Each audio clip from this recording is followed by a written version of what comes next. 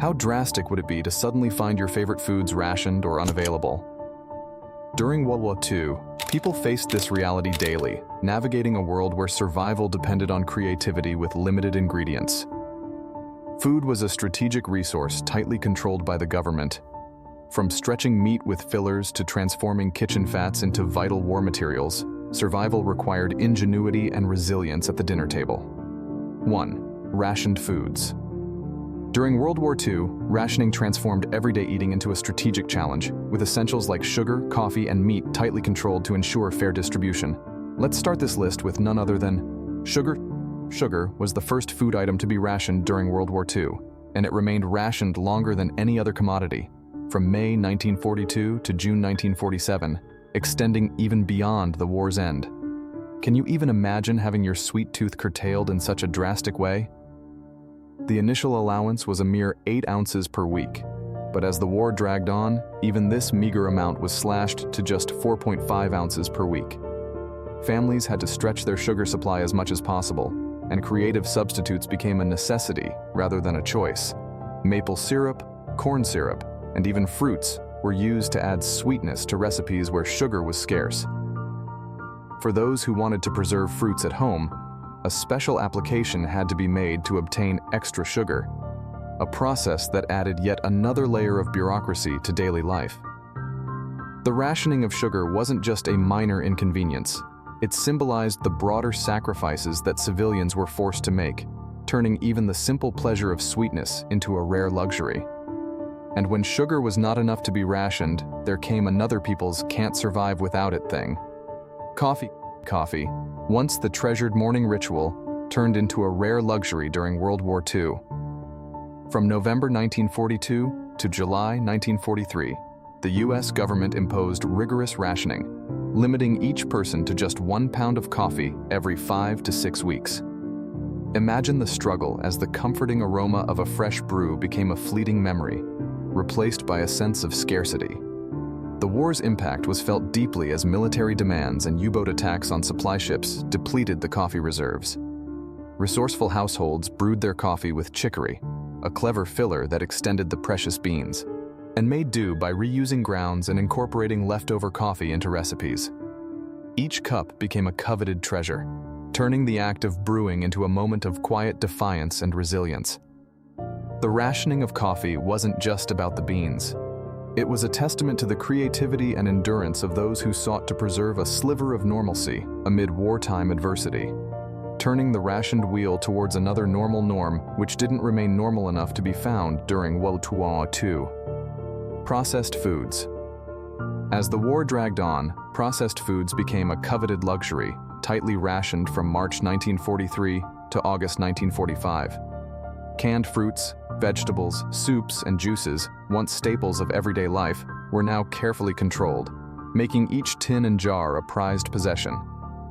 With just 48 points per month, allotted through blue stamps in ration books 2, 3, and 4, families faced a new challenge, strategizing every purchase to stretch their rations as far as possible. Fresh produce offered a fleeting reprieve, but it was often in short supply. Navigating this complex system required ingenuity and planning, transforming the simple act of grocery shopping into a strategic endeavor. The rationing of processed foods underscored the stark reality of wartime scarcity and highlighted the extraordinary efforts of ordinary Americans to maintain some semblance of normalcy in their daily lives. Now, let's talk about some fats: cheese, canned milk, and fats. The rationing of cheese, canned milk, and fats hit home with a jarring impact from March 1943 to November 1945. Cheese and butter, once essential kitchen staples, became tightly regulated, with red stamps in ration books controlling their availability. Canned milk, a convenience for many, was also in short supply, further compounding the challenge. Margarine, sold with a separate yellow coloring packet to mimic butter, became a household fixture, while inventive recipes to stretch butter with gelatin turned into wartime culinary hacks. These substitutions weren't just about making do. They were emblematic of the broader struggle to adapt to rationing. Each creative workaround reflected the resilience of American households as they navigated the complexities of wartime shortages. turning deprivation into an opportunity for innovation and perseverance in the kitchen. When the fats weren't enough to be rationed from life, there comes meats and canned fish. The rationing of meats and canned fish from March 1943 through November 1945 presented a formidable challenge for American families. Every cut of meat, from beef to veal, and all canned fish were tightly controlled, with point values assigned to each type and weight.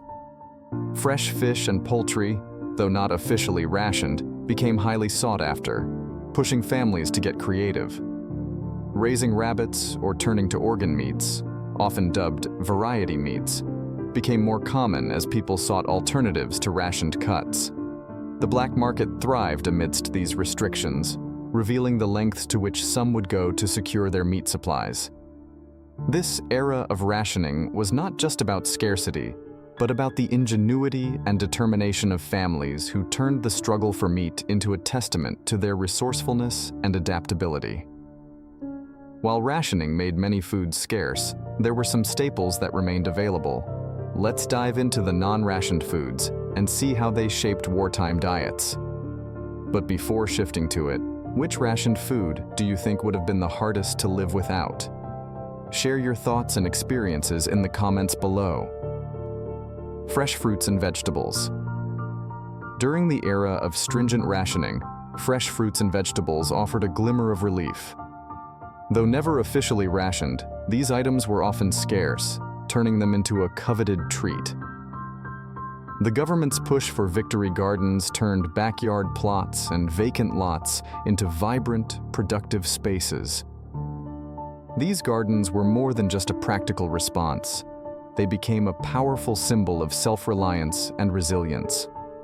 Families grew tomatoes, carrots, lettuce, and beans, providing a crucial source of nutrients and a morale boost amidst the hardships.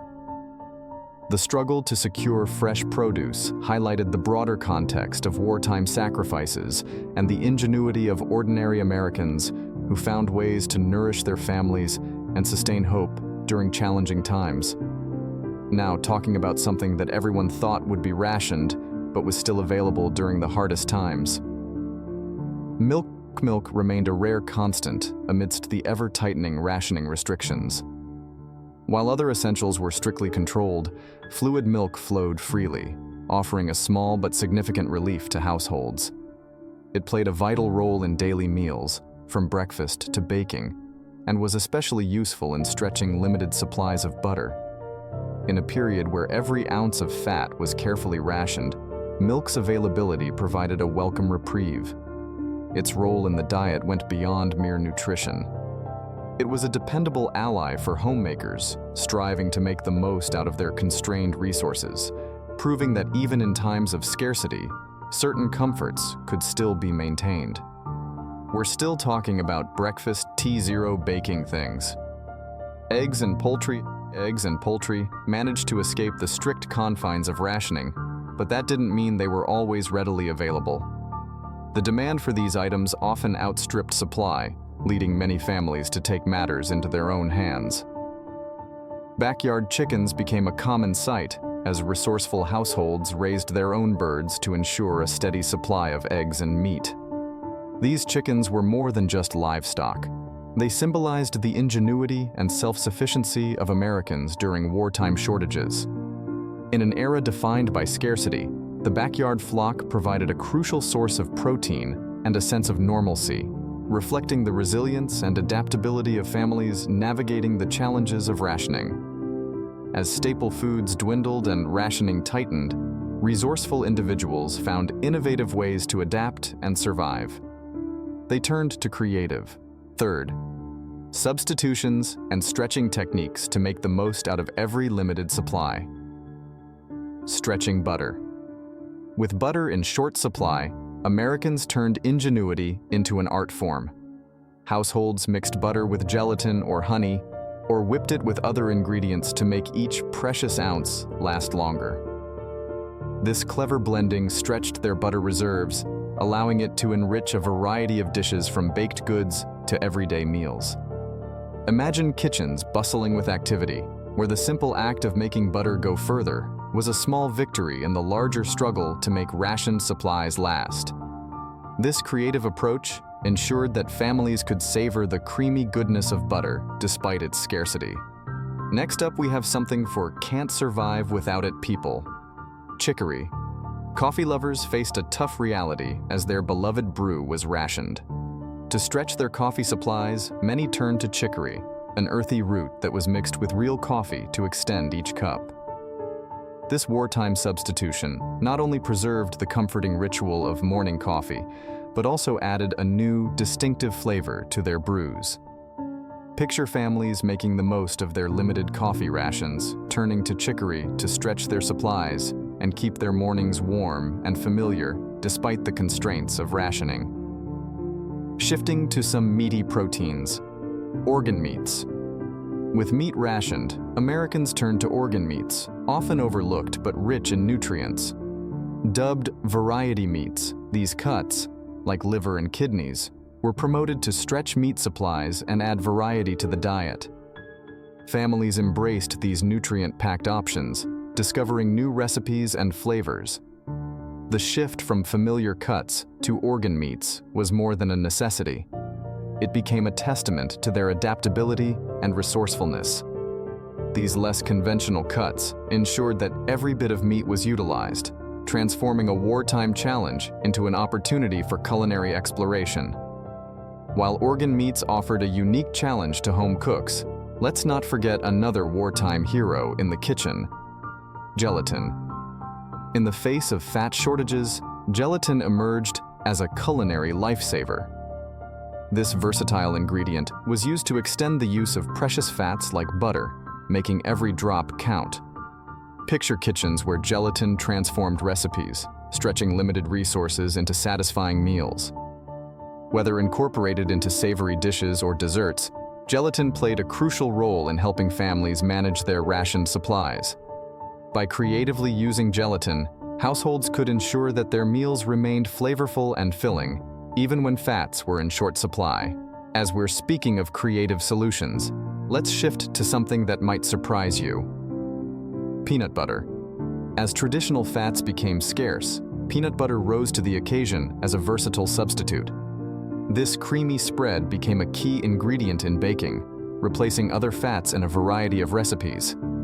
Imagine the relief of home cooks discovering that peanut butter could stand in for rationed fats, allowing them to continue making beloved treats like cookies and cakes. Peanut butter's adaptability not only helped stretch limited supplies, but also brought a comforting sense of normalcy to wartime kitchens, proving that even in times of scarcity, creativity could keep the culinary traditions alive. Now that we've explored some pantry staples, let's step outside for a moment. Fourth, victory gardens. As the war pressed on and food rations became more stringent, Americans turned to their own backyards and community plots to grow their own produce. Victory gardens emerged as a crucial lifeline, offering a fresh alternative to rationed foods. People cultivated a variety of vegetables, including tomatoes, carrots, lettuce, beans, and more. These gardens were not just about supplementing their rations. They represented a spirit of resilience and self-sufficiency in a time of scarcity.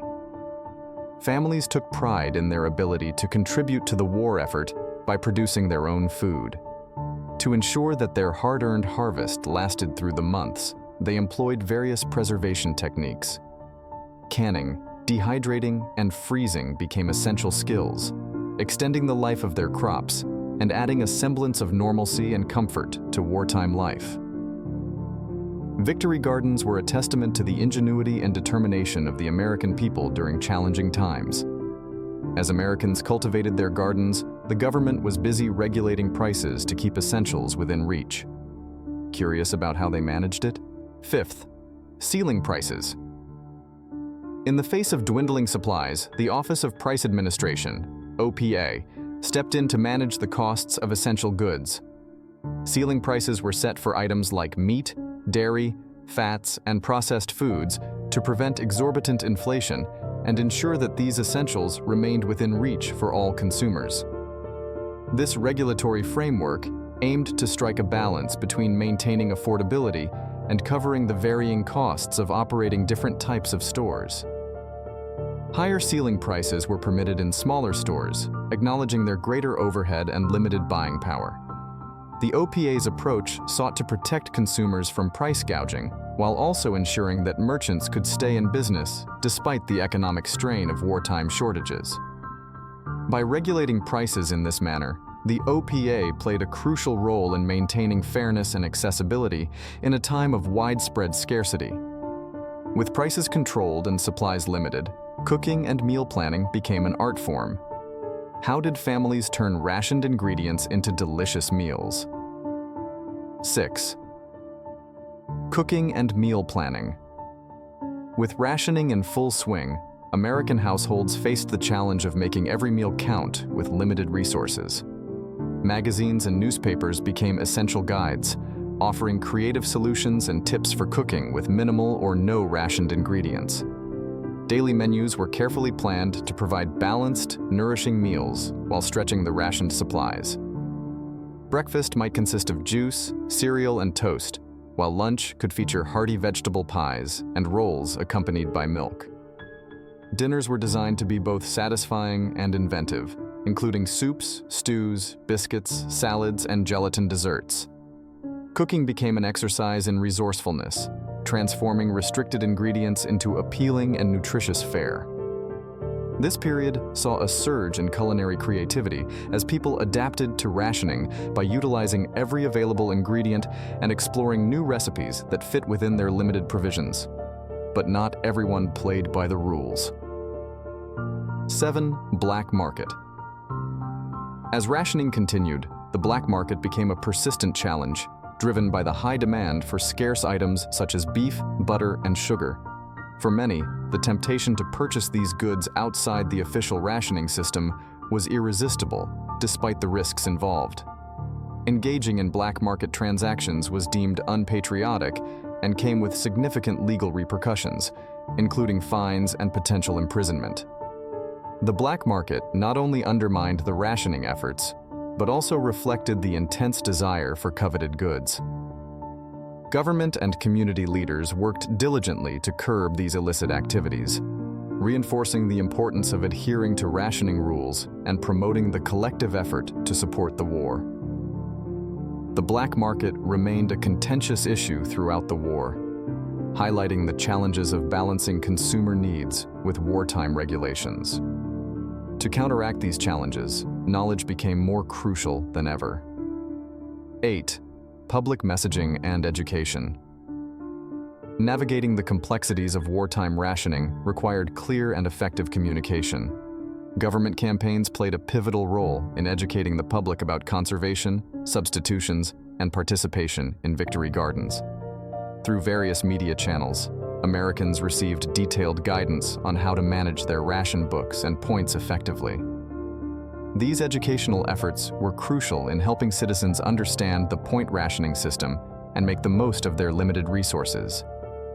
By demystifying the rationing process and providing practical tips, the government aimed to foster a sense of collective responsibility and encourage thoughtful consumption. Public messaging not only informed but also motivated individuals to adapt to the challenges of rationing, reinforcing the importance of resourcefulness and unity in supporting the war effort.